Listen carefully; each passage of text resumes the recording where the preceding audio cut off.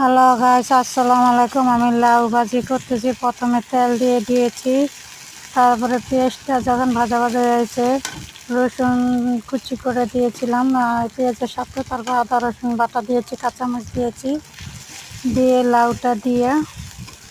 লাউটাকে আগে ধুয়ে পানি জড়ায় রেখেছিলাম, তারপর ভাজি করলাম। ডিম দিয়ে ভাজি করি এটা।